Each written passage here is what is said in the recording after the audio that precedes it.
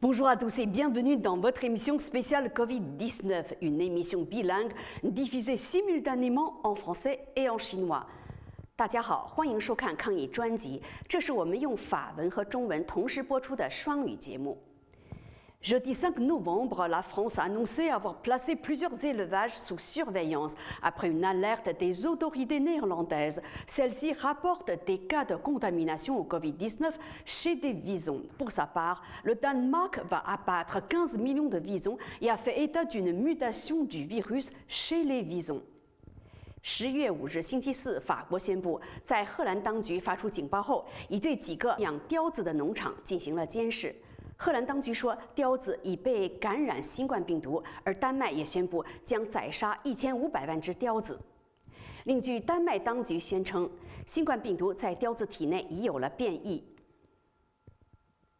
Au total, la France compte 4 élevages de ces animaux abattus chaque année pour leur fourrure. Ces élevages, sous le feu des critiques des défenseurs des animaux, devraient fermer totalement d'ici 5 ans. Mais pour l'heure, ils font l'objet d'une surveillance accrue avant la période d'abattage de fin d'année.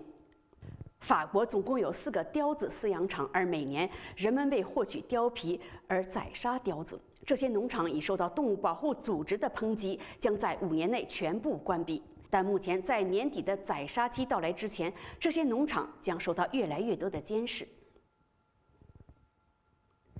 En fait, ce sont les autorités néerlandaises qui ont tiré la sonnette d'alarme au mois de juin. Elles ont signalé des cas de contamination au Covid-19 chez les visons. Pour sa part, le gouvernement français a déclaré « Les mesures de biosécurité sont d'ores et déjà renforcées dans ces élevages et nous prendrons les mesures adaptées en fonction de l'évolution de la situation. » 实际上是荷兰当局在6月敲响了警钟的，他们公布了雕子被新冠病毒感染的病例。法国政府表示，法国的养貂场已经加强了生物安全措施，而且将根据情况的变化采取适当的措施。De son côté, le Danemark a fait beaucoup parler de lui après avoir annoncé prévoir d'abattre les 15 millions de visons de ses élevages à cause des cas constatés chez les animaux.